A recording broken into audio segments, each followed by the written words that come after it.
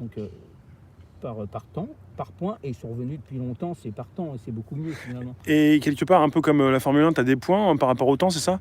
Et tu peux déjà avoir gagné le tour avant l'acte final sur les champs?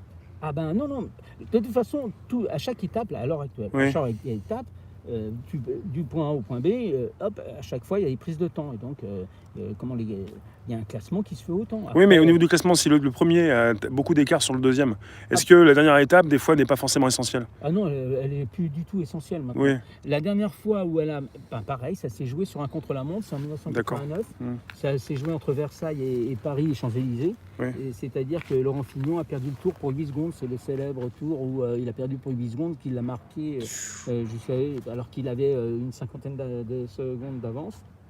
Sur 17 km, il n'aurait jamais dû perdre. Oui. Le seul problème, c'est qu'il était blessé. Il avait un problème à la selle. Et pour un cycliste, avoir un problème, il y a des irritations, des choses qui peuvent assez être graves. Et donc, qui t'empêchent de pédaler bien. Et en plus, en 1989, apparaissaient les guidons de triathlètes.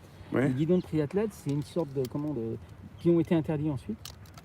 Parce que en fait, ça te permet ça fait, parce que les règlements sont assez stricts, mais à l'époque, c'était un flou juridique, comme beaucoup de choses. Quand quelque chose de nouveau arrive, Les règles autorités ne arrivent plus suivent tard. pas tout de suite. Ouais. Ce qui fait qu'il a été lésé, c'est que Greg LeMond, qui a gagné le Tour de France, avait un guidon de triathlète. Et en fait, c'était une sorte de continuité du guidon, ce qui fait que ça lui permettait de s'adosser et d'avoir plus de force. Alors que sinon, le guidon normal, il se connecte comme ça. Donc il avait beaucoup moins de force, alors que l'autre, il était carrément posé. Donc il travaillait plus avec le haut du corps, en plus des cuisses. Enfin, des jambes, du dos. Ça arrive souvent, ça, que certains prennent l'avantage avec de nouvelles technologies, de nouvelles façons de construire le vélo? Oui, il y a eu, par exemple, tu as le record de l'heure.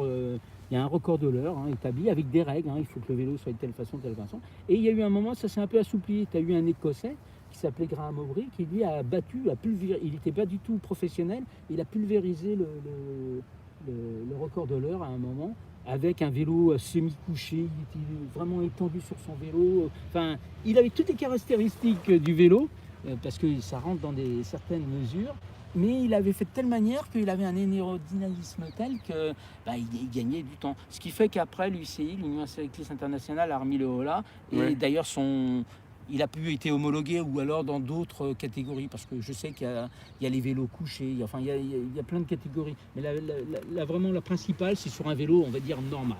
Voilà. Et Ouais. il est à l'heure actuelle de 55 km/h passé, le record de l'heure.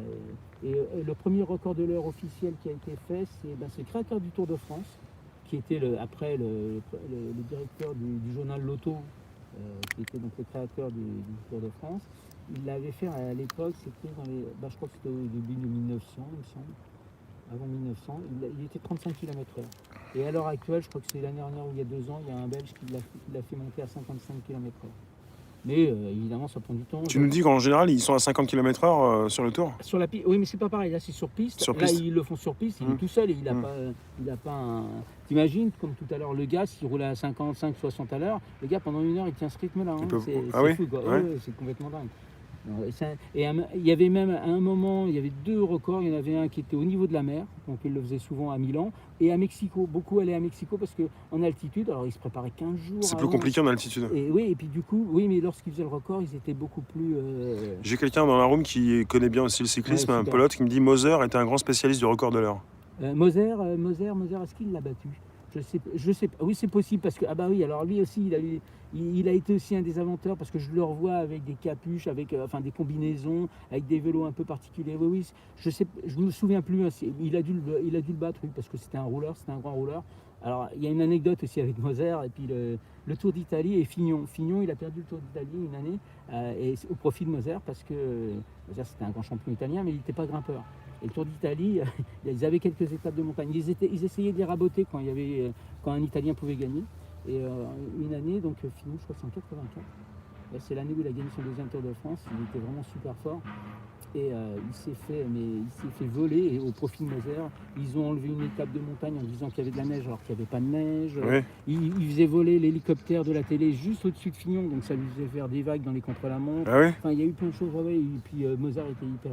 Mais c'est un super champion, Moser. C'est un super champion. Et Pelote me dit aussi, il y a aussi au sprint, les sprinters, ils roulent à plus de 80 km/h. Alors, 80, les pointes, je dirais oui, 80, ça me paraît beaucoup quand même. Ouais. Parce que je pense